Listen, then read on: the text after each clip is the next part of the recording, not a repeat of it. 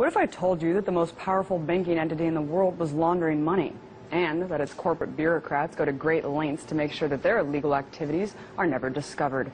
Well, right now you're probably thinking that's not news, but stay with me here. The World Bank is an international financial institution that's designated to help developing countries by providing loans, all in the name of, quote, reducing global poverty. However, the banking giant has been accused of actually increasing poverty by keeping the third world in perpetual debt and in servitude to the first world. But aside from its obvious critiques, there's also blatant criminal corruption taking place at the highest levels of the financial institution. One woman has risked everything to shed light on this truth. She's exposed information that reveals the extent of the collusion between financial groups and foreign governments. Her name is Karen Hudes. She was senior counsel at the World Bank for 12 years before blowing the whistle.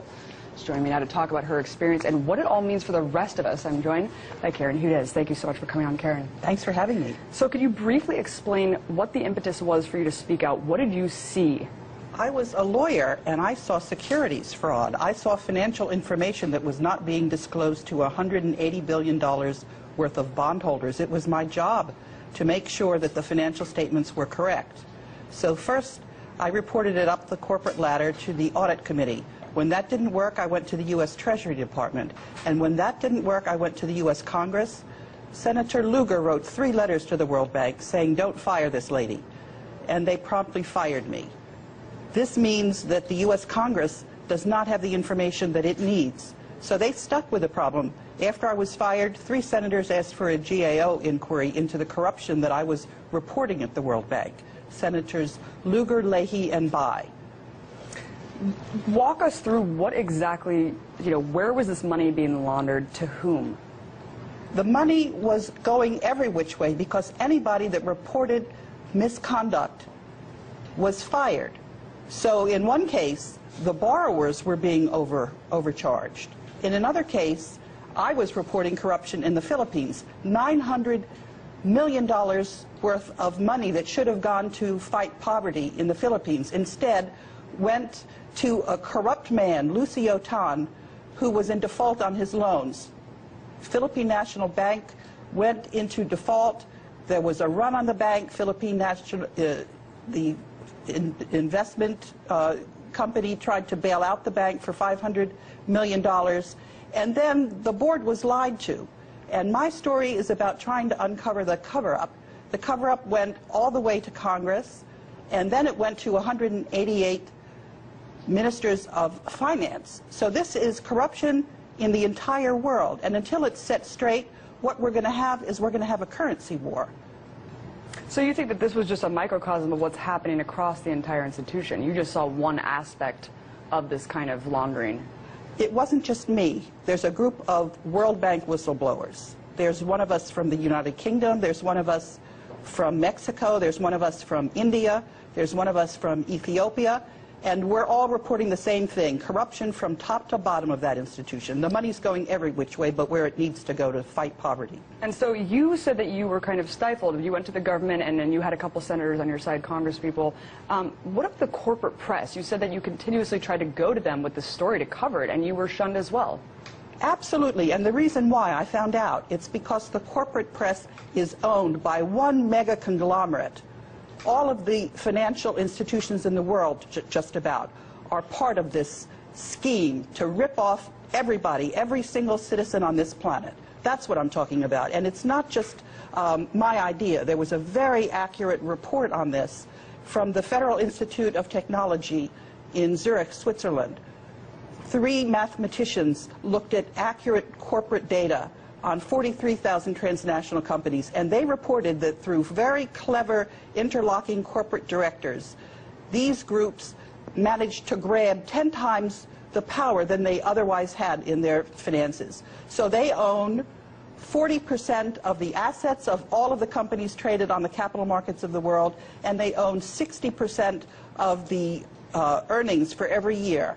This means that the central banks for the world are issuing paper money with absolutely no accountability to the people who are using this money. And pretty soon in a matter of weeks, probably, the whole system is going to come to a screeching halt with something called gold backwardation. Well, let's back up a little bit because, I mean, basically there's no oversight over these institutions. Aside from laundering money, plainly, they're also laundering money offshore, hidden in these bank accounts, offshore bank accounts. I want to talk about how much power the banking system really has over geopolitics. I mean, you just broke down that all of these people are kind of interlocking. Would you say that they control the government as well?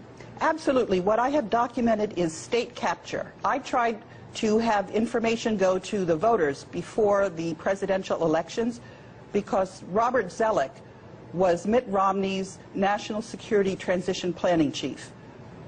CBS wouldn't report it. If the voters don't know who they're voting for, I asked CBS to have a question on international corruption. They figured the American public didn't need to know. So if the public doesn't know what's really going on, then you don't have a democracy, and that's what we're talking about. Can you name any names of who you think are the real power players here? Because I know that, you know, if a little bit of digging can really reveal who these people are that are kind of pulling the strings here. What you need to do is you need to look at the ownership of these corporations. They're the ones that we hear about all the time. Goldman Sachs. Yeah. You were talking about Bank of America. They are actually all one bank. That's what happened when we saw the LIBOR crisis. These institutions are one big conglomerate that think they control the world, and they think they're above the law, and they're not. What about just the guise of the IMF and World Bank, kind of looking back since you served so long into this institution? What do you think about kind of what they present and sell themselves to the entire world? I mean, the whole structural adjustment policies, keeping the third world perpetually in debt. I mean, do you think that's just an entire ruse to maintain their profit structure?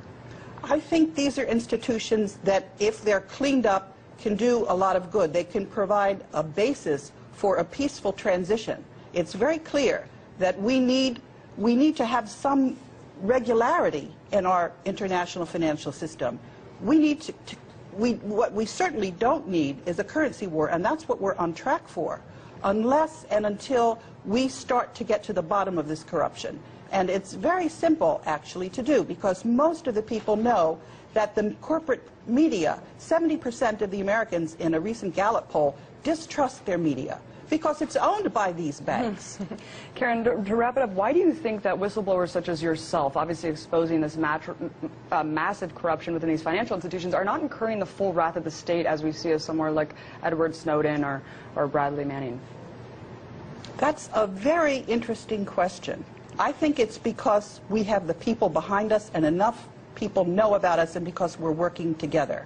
But I have to say that I'm very curious as to why the media is now covering Eric Snowden. I'm worried that this is to get people riled up, when what they really need to know is that I have told all of the ministers of finance, I have told all of the governors, I have told all of the state attorneys general.